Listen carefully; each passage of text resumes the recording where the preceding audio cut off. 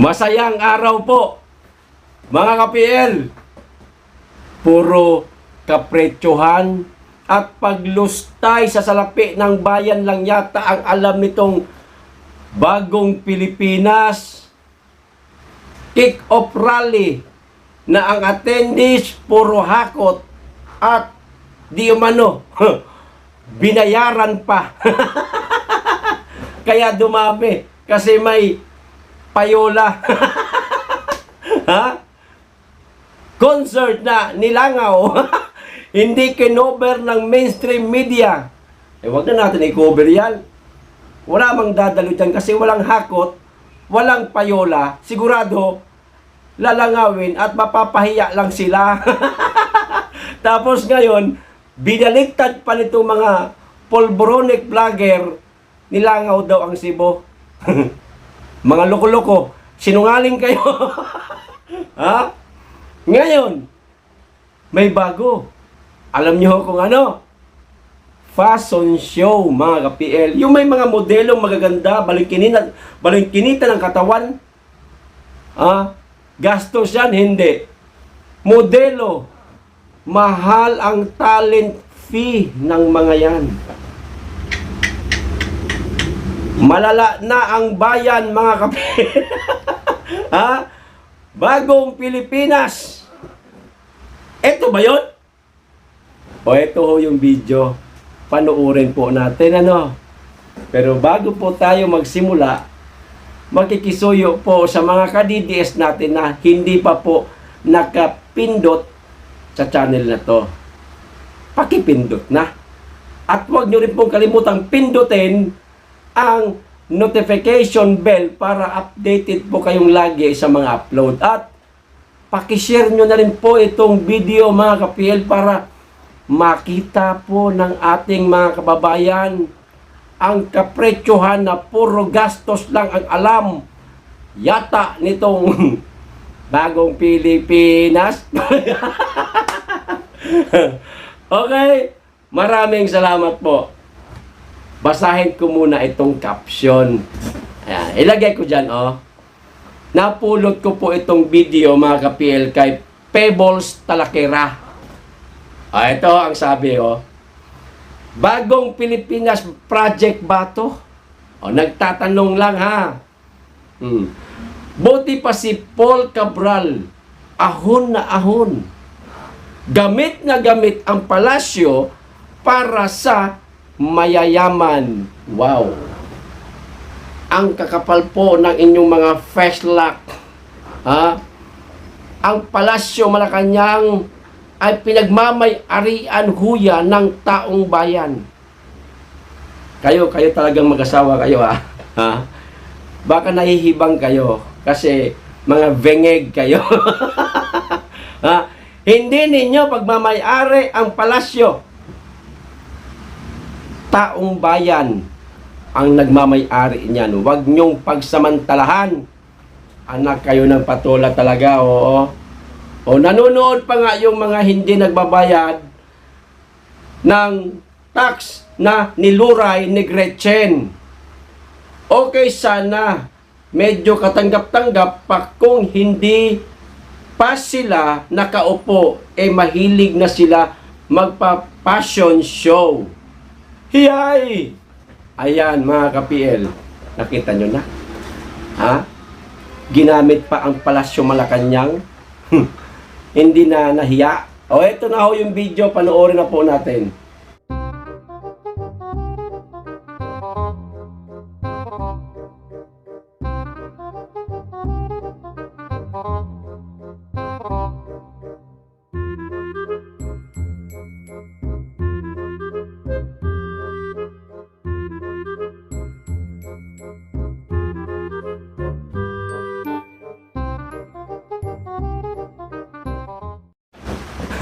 Titig na titig si ano si Aling Maliit. Aling Maliit din yan.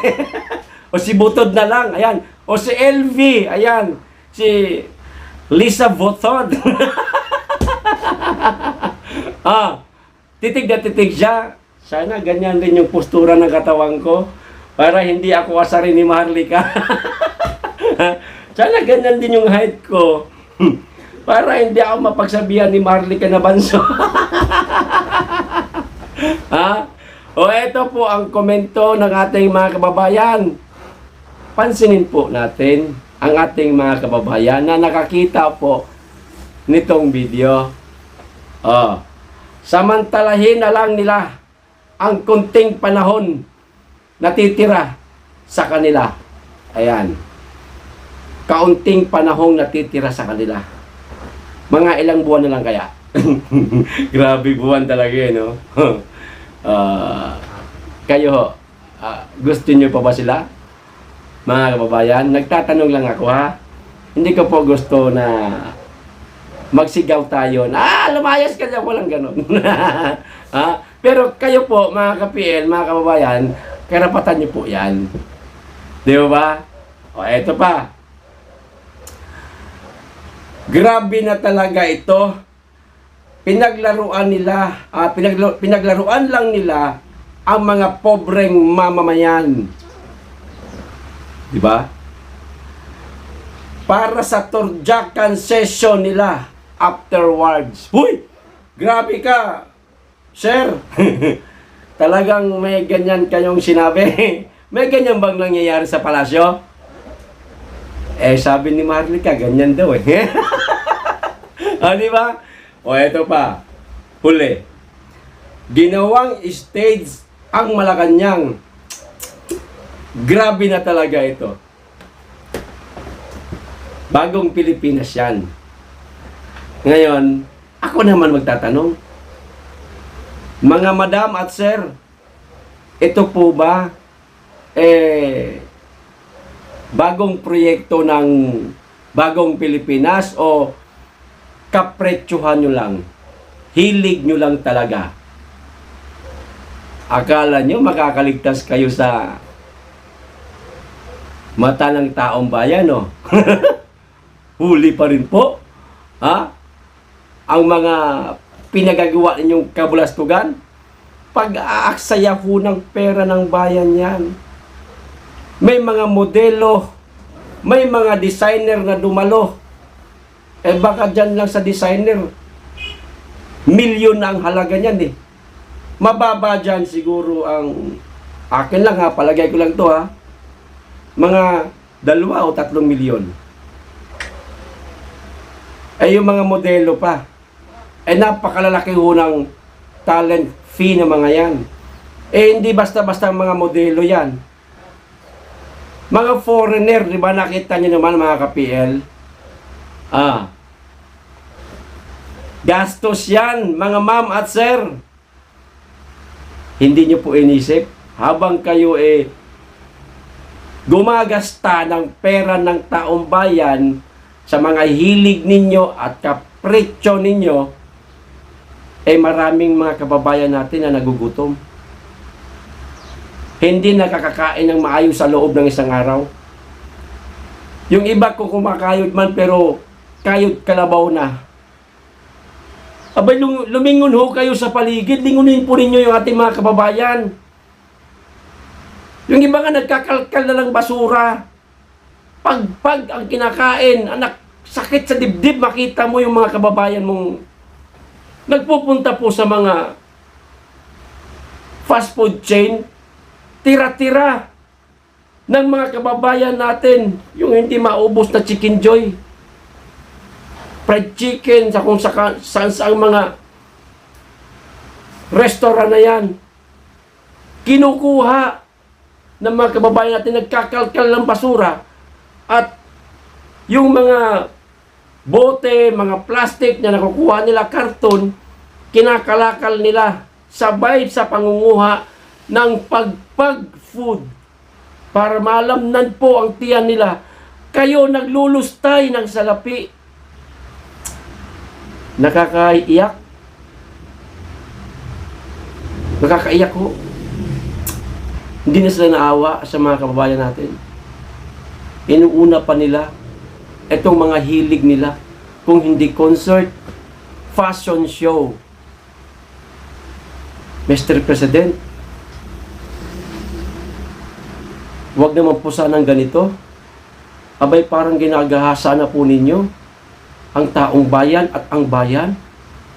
Nagsasamantala ho kayo dahil kayo ay nasa kapangyarihan. Mga mainstream media, mga vlogger na kini-question kayo,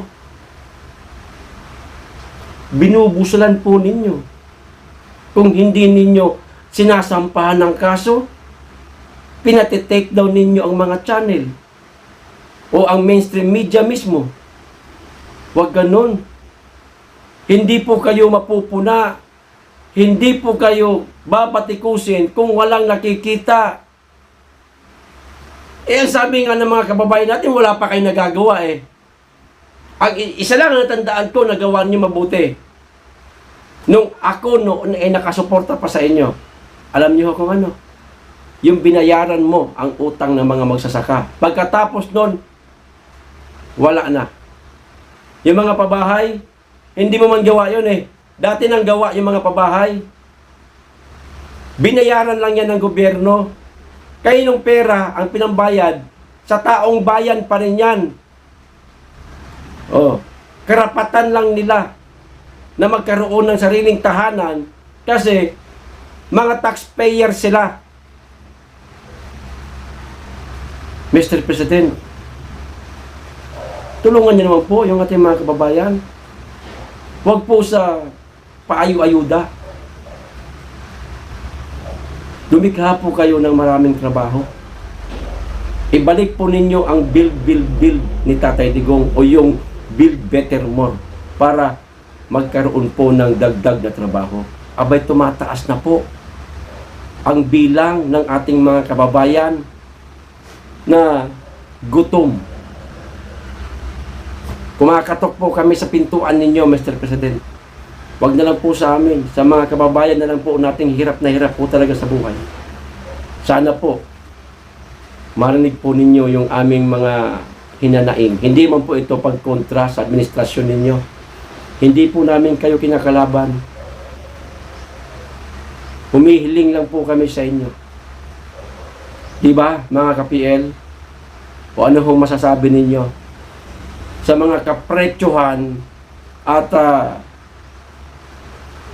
luho na parang ginastusan talaga?